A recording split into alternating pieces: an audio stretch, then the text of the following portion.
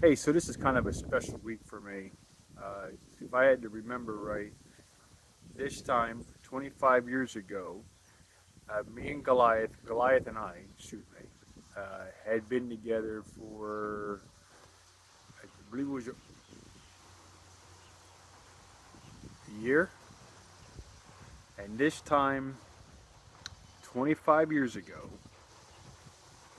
she got a hotel. I mean, no, we rented a beach house at Point Pleasant, New Jersey. She rented the house for the family, her family, my family, and that kind of sealed the deal between us. That was kind of our. Uh, that was a good week.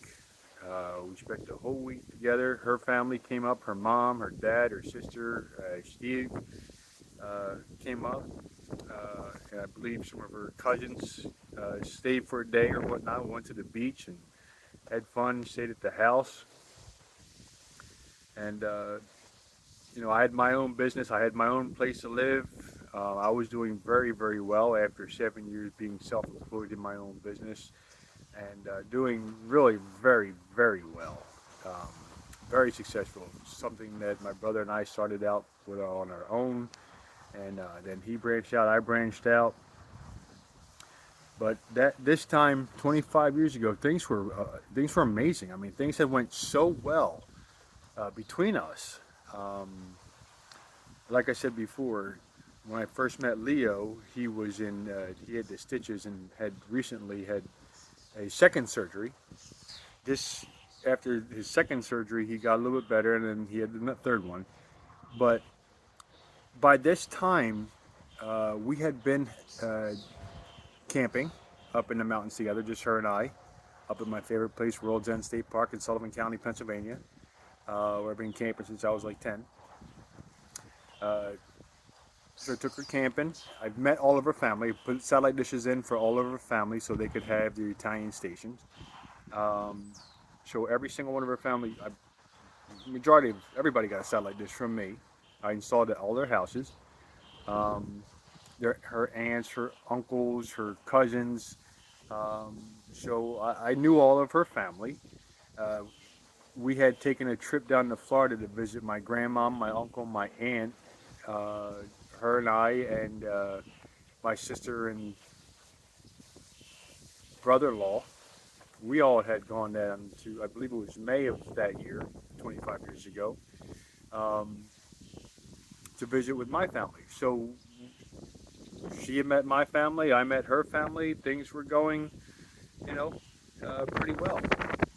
But it was this weekend in particular for Josh's story to know that he was conceived in love uh, from two people who had good families. I had thought at the time, if I got to be completely honest, uh, her family loved me. I loved her family. That never changed for me. I still do. I always have. And at this point, I felt the same way about her, loved our life, loved how things were going, loved how everything was meshing. So this was the week that Just was conceived, and that was done, like I said, Point Pleasant, New Jersey. And my son needs to know the truth that I know of Goliath of a certain way, but this was the time, and I have to be honest and be truthful that things were well, things were good. There weren't any really red flags with me along the way. It wasn't until June 26, 2003, where things fell apart.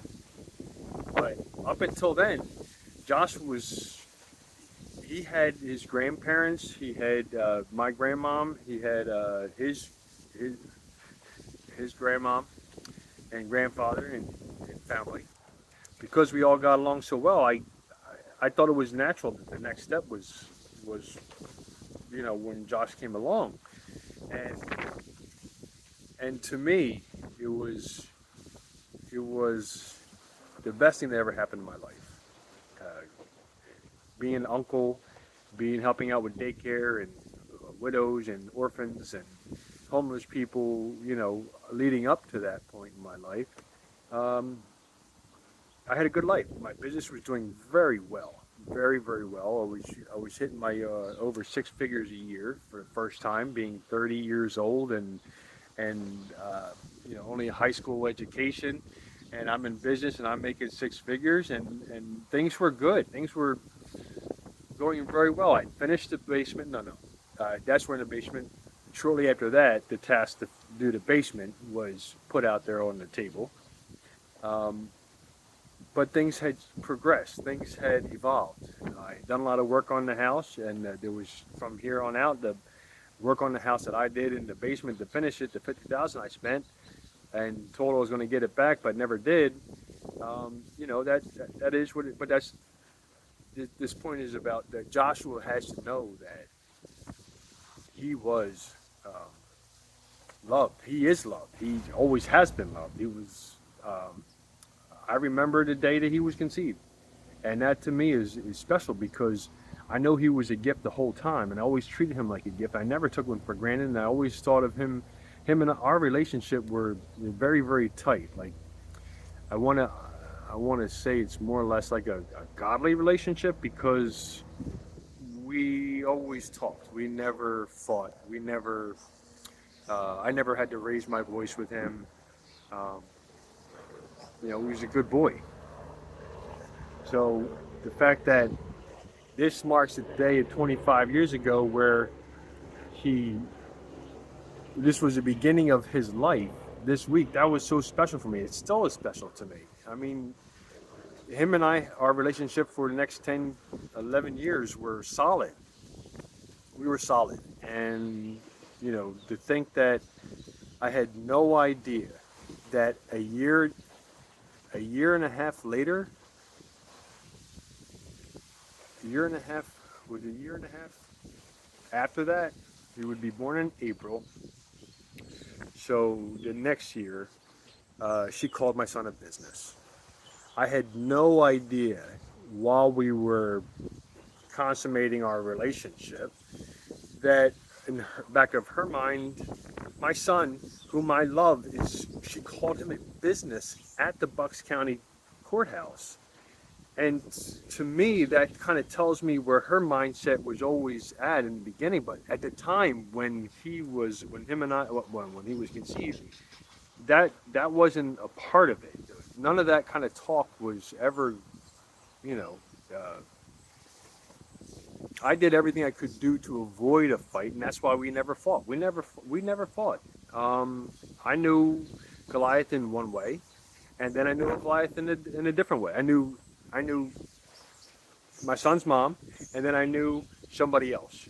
So up until this point, in this time, and back in that day, uh, he was born. He was conceived out of love, and that is my heart, and that is what I've been trying to reconnect with after all of these years.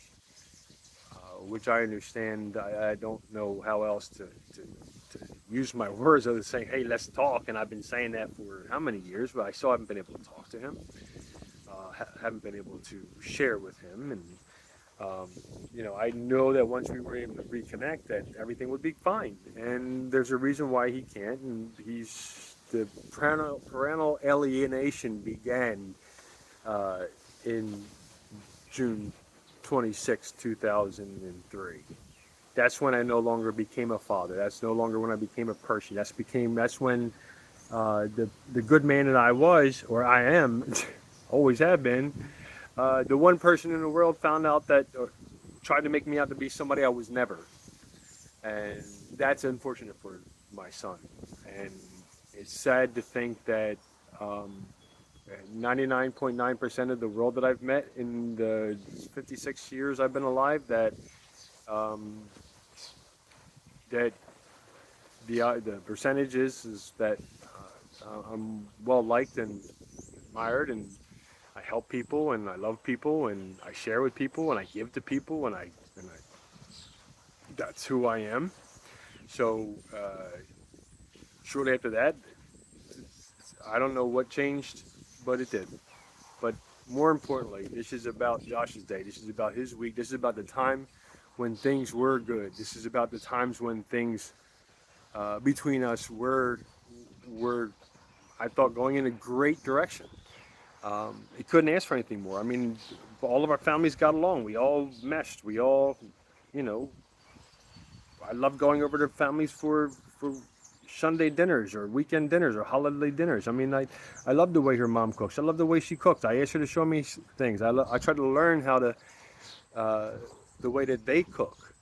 Being from Palermo and Sicily, I take those things. I wanted my son to learn Italian. I love this family.